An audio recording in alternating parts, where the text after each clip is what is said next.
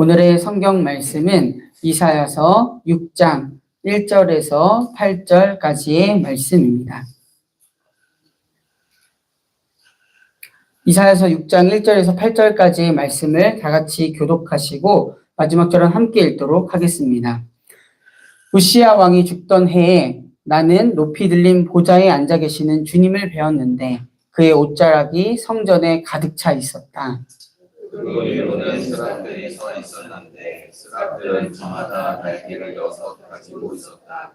불로는 얼굴을 가리고 불로는 발을 가리고 나머지 불로는 날고 있었다. 그리고 그들은 큰 소리로 노래를 부르며 화답하였다.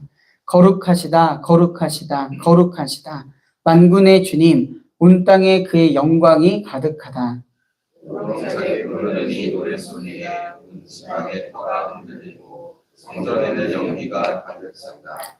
나는 부르짖었다. 재앙이 나에게 닥치겠구나. 이제 나는 죽게 되었구나. 나는 입술이 부정한 사람인데 입술이 부정한 백성 가운데 살고 있으면서 왕이신 만군의 주님을 만나 뵙다니. 그때의 스랍들 가운데서 하나가 재단에서 타고 있는 숯을 무집게로 집어 손에 들고 나에게 다가와서 그것을 나의 입에 대며 말하였다. 이것이 너의 입술에 닿았으니 너의 악은 사라지고 너의 죄는 사해졌다. 그때 나는 주님께서 말씀하시는 음성을 들었다. 내가 누구를 보낼까? 누가 우리를 대신하여 갈 것인가? 내가 아뢰었다. 제가 여기에 있습니다. 저를 보내어 주십시오. 아멘. 네, 오늘도 하나님을 사모하여 이 자리에 계신 우리 정릉의 모든 성도님들을 주님의 이름으로 환영하고 축복합니다. 제가 신학생 시절에요, 책표를 이제 화요일, 목요일 날 드리는데, 끝날 때쯤, 예배가 끝날 때쯤 항상 부르던 파송 찬양이 있습니다. 지금도 부르는지는 잘 모르겠는데요. 영어로는 Here I am Lord. 주님, 제가 여기 있습니다. 라는 그런 찬양입니다. 이 찬양은 1979년 작곡된 성가로서요, 작곡가 댄 슈트와 성 루이스 예수의 회원이 함께 만든 곡이라고 합니다. 오늘 본문이 있는 이사야서 6장 8절 말씀과 사무엘상 3장 4절을 바탕으로 한 가사를 이렇게 작사했고요. 지난 40년간 카톨릭에서 또한 개신교에서 그리스도인들의 영성에 큰 영향을 주었다라고 평가받는 곡이기도 합니다. 그중 1절 가사만 제가 읽어드리자면 다음과 같습니다. 바다와 하늘의 주, 어두운 죄악 속에서 부르짖는 백성들 구하리라. 밤에 별을 만든 주, 어두움을 밝히리니 나의 빛을 가지고 누가 갈까? 내가 여기 있나이다. 부르심을 들었나이다. 인도하사 보내소서 주의 백성 섬기오리다. 아멘. 네, 이 찬양을 신학생 시절 예배를 다 드리고 막 머리털이 이렇게 서는 경험을 하면서 제가 가겠습니다. 그런 고백을 담아서 불렀던 그런 때 떠오릅니다. 또 이 찬양을 1년 전에 목사 안수 받을 때 부르게 되었어요. 그때는 영어 가사로 불렀는데요. 하나님이 부르시는 그 순간 정말 두렵고 떨림으로 대답하는 마음으로 불렀던 그때가 떠오르곤 합니다. 오늘 말씀을 함께 나누면서요, 하나님께서 여기 계신 여러분을 부르셨을 그때, 그리고 그 여러분이 하나님께 마음을 드렸던 그때를 떠올리시기를 바랍니다. 그리고 하나님께서 지금도 우리를 부르고 있다는 사실을 오늘 말씀을 통해서 깨닫기를 간절히 바랍니다. 오늘 본문은요, 우시야 왕이 죽던 해라고 시작을 합니다. 그때를 알려주고 있죠. 우시야 왕은 거의 반세기 동안 왕권을 잡으면서 유례없는 유다의 번영을 주도한 아주 강력한 왕이었습니다. 아수르와 애굽이 힘이 약해졌던 주전 794년부터 그가 죽던 742년까지 통치를 하면서요, 국방, 또한 경제, 무역, 정치적인 면에서 팔레스타인 그 당시 일대에 유다의 영향력을 아주 크게 확장했던 왕이었습니다. 이런 우시야 왕의 죽음은요, 유다의 정치, 경제에 큰 타격이 되었습니다. 무엇보다 백성들에게 크나큰 상실이 되었겠죠. 우시야 같은 그런 왕이 과연 앞으로 나올까? 이제 우리는 어떻게 살아가야 할까? 이사야는 이렇게 백성들이 아마 느꼈을 것입니다. 이사야 또한 이런 우시아의 죽음 앞에서 나라에 대한 염려와 걱정으로부터 자유롭지 못했던 것 같습니다. 우시아 왕이 죽던 때를 언급했으니 말입니다. 게다가 5장 마지막에 묘사된 급히 달리는 적군의 말 발굽소리, 또 바다의 성난 파도와 같은 적의 함성 때문에 이사야는 근심에 가득 차 있음을 우리는 읽게 됩니다. 5장의 마지막은 이렇게 기록되어 있죠. 거기에는 흑암과 고난만 있고 빛마저 구름에 가려져 어두울 것이다. 이사야는 위대한 왕을 잃고 나라는 위기에 처해 있는 상황에서 오늘 본문의 환상을 보게 됩니다. 하나님께서 보게 하신 것이죠. 환상에서 하나님은 높이 들린 보좌에 앉아 계시는 모습으로 나타나십니다. 왜 하나님께서는 이러한 시기에 자신을 보좌에 앉으신 분으로 보여주셨을까요? 당시 팔레스타인 근동 지방의 사람들이 생각하는 왕의 역할, 보좌에 앉아 계신 왕의 역할을 크게 두 가지로 생각할 수 있는데요. 첫째는 재판하는 역할입니다. 왕이 보좌에 앉았다고 하면 우선적으로 생각할 수 있는 것은 재판이 있구나 라는 그런 생각을 할 수 있고요.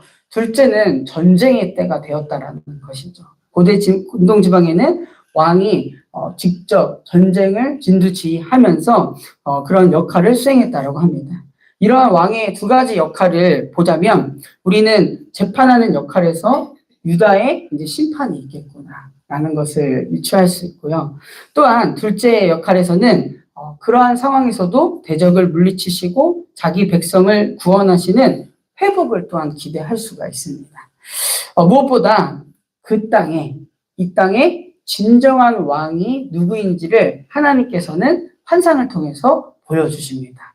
보좌에 앉아 계신 모습으로 말이죠. 이러한 맥락에서 본문은 하나님의 위엄과 영광을 아주 잘 묘사해 있습니다. 천사로 생각할 수 있는 스랍들이요 큰 소리로 노래를 부르며 그분을 향합니다.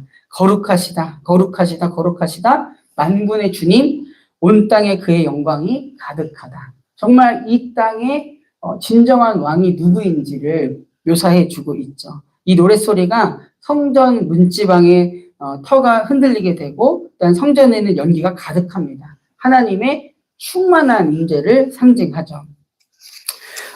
이렇게 위험과 위기의 때 하나님께서는 이사야에게 하나의 환상을 보여주시고 또한 하나님께서는 이 땅의 참 왕으로서 이 나라에 대한 자신의 계획을 밝히고자 하십니다. 그 하나님의 충만한 임재 앞에서 이사야는 다음과 같이 반응을 하죠. 재앙이 나에게 닥치겠구나. 이제 나는 죽게 되었구나 느낍니다. 한 신학자는 이러한 이사야의 모습을 보고요. 이렇게 표현을 하는데요. 이러한 고백은 죄악된 삶 한가운데로 찾아오신 하나님의 영광과 대면하는 사람들이 터뜨렸던 옛 자아의 죽음을 확증하는 절규이다. 하나님을 만나게 되었을 때 옛 자아가 죽게 되는 그런 절규, 그것을 이사야가 잘 보여주고 있다라고 표현을 합니다. 거룩하지 못한 존재가 거룩하신 하나님을 만나면 나타나게 되는 그런 반응이죠. 자신의 죄악을 깨닫고 자신이 죽을 수밖에 없는 존재라는 것을 깨닫게 되는 것입니다. 옛 자아의 죽음을 선언으로 그렇게 절망적이게 엎드렸던 이사야에게 스랍이 날라와서 극적인 죄사함을 선포합니다. 7절의 말씀이죠. 이것이 너의 입술에 닿았으니 너의 악은 사라지고 너의 죄는 사해졌다. 놀라운 것은 하나님의 불에 달구어진 부짓개가 이사야의 입에 닿았다는 그런 사실입니다. 보통 입은 속에 있는 것이 나오는 통로입니다. 입은 속에 있는 것이 나오는 통로. 예수님께서도 누가복음 6장 45절에 다음과 같이 말씀하시죠. 갈무리 해놓은 선 더미, 악한 사람은 그 마음속에 갈무리 해놓은 악 더미에서 악한 것을 낸다. 마음에 가득 찬 것을 입으로 말하는 법이다. 결국에는 입으로 나오는 게 이 마음 안에 있는 게 나온다라는 것을 우리 주님께서 말씀하시죠. 또한 이 입술은 말씀의 대언자들이, 이 예언자들이 하나님을 섬기는 데 쓰임 받는 아주 중심적인 신체 기관입니다.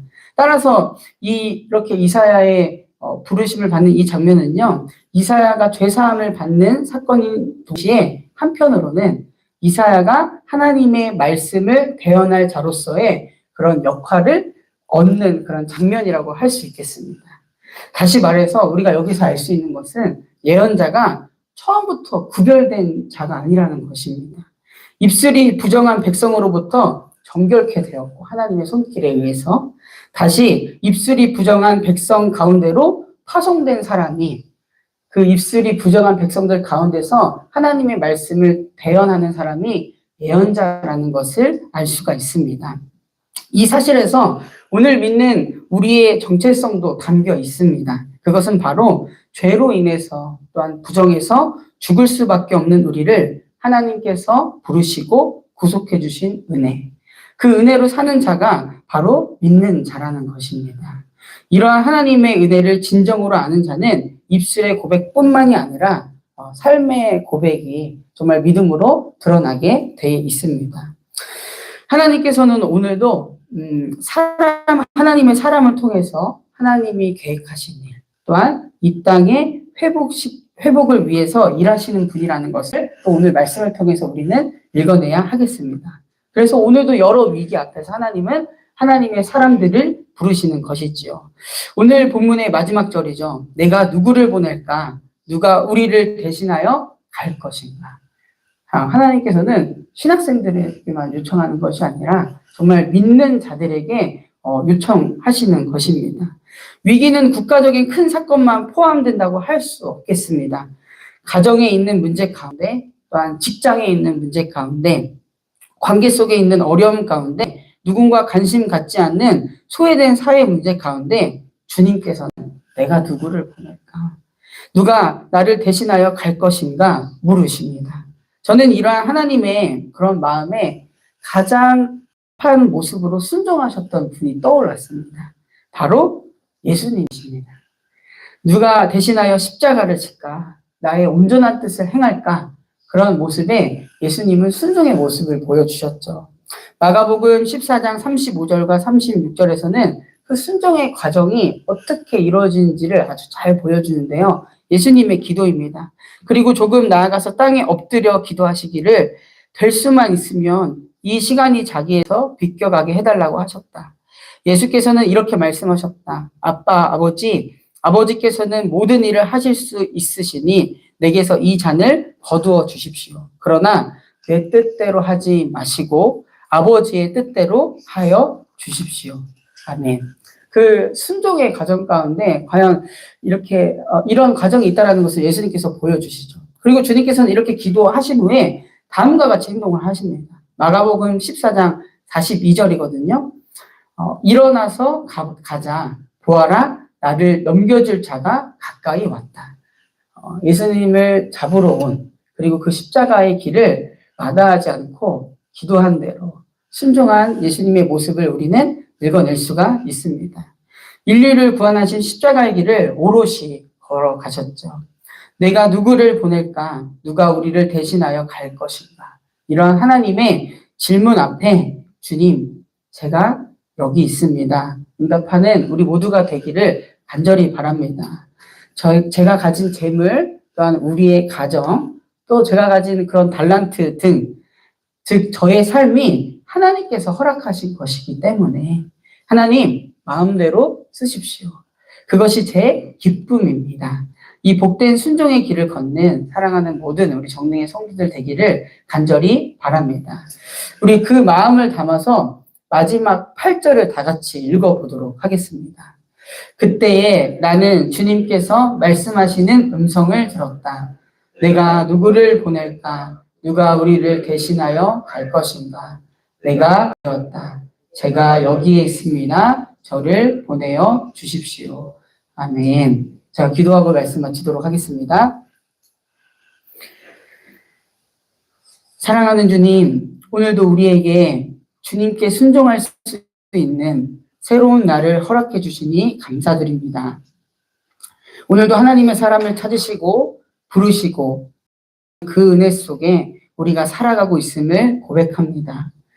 부른 이도 살리시고 그가 속한 공동체도 살리시는 그 주님의 거룩하신 초대에 믿음으로 응답하는 우리 사랑하는 정릉의 성도들과 우리 정릉교회가 되게 하여 주시옵소서. 주님, 제가 여기에 있습니다. 저를 보내어 주세요. 주님, 우리가 여기에 있습니다. 우리를 보내어 주십시오. 사랑하는 주님께 마음껏 쓰임받는 우리 정릉교회가 되게 하여 주시옵소서. 그 복된 길을 걸어가는 우리 정릉교회 되게 하여 주시옵소서. 평화의 왕이신 주님, 이 나라와 민족을 위하여 기도합니다. 극심한 분열과 혼란 가운데 있는 이 나라와 민족을 긍휼히 여겨 주시옵소서. 나라의 지도자를 새롭게 세우는 과정 중에 있습니다. 하나님께서 이 과정 가운데 함께하여 주시사 무엇보다 하나님을 경외하고 국민을 사랑하는 이가 지도자로 세워지기를 간절히 기도합니다. 주님의 공의와 정의가 강물처럼 이 땅에 흐르게 하여 주시옵소서. 세계와 열방을 위해 계속해서 기도합니다. 여전히 전쟁과 분열로 인하여 또한 기후변화로 인하여 신음하고 있는 이 세계를 긍휼히 여겨 주시옵소서. 주님의 은혜의 손길이 아니면 회복될 수 없습니다. 열방의 평안을 위해 더욱 깨어서 기도하는 이 시간 우리가 되게 하여 주시옵소서.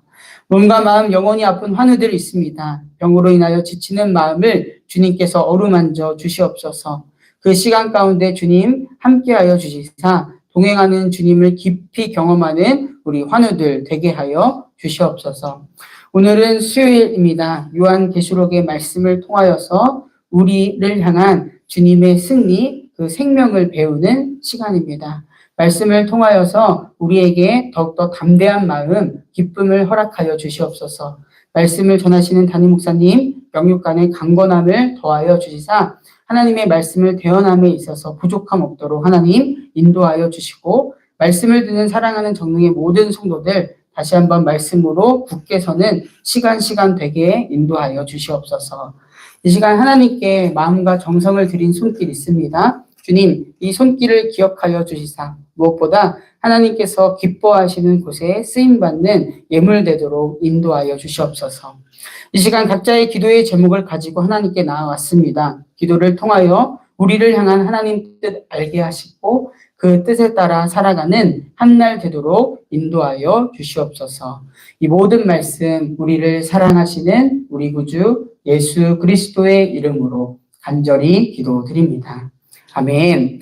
하늘에 계신 우리 아버지여, 이름이 거룩히 여김을 받으시오며 나라가 임하시오며 뜻이 하늘에서 이루어진 것 같이 땅에서도 이루어지이다. 오늘 우리에게 일용할 양식을 주시옵고 우리가 우리에게 죄 지은 자를 사하여 준 것 같이 우리 죄를 사하여 주시옵고 우리를 시험에 들게 하지 마시옵고 다만 악에서 구하시옵소서. 나라와 권세와 영광이 아버지께 영원히 있사옵나이다. 아멘.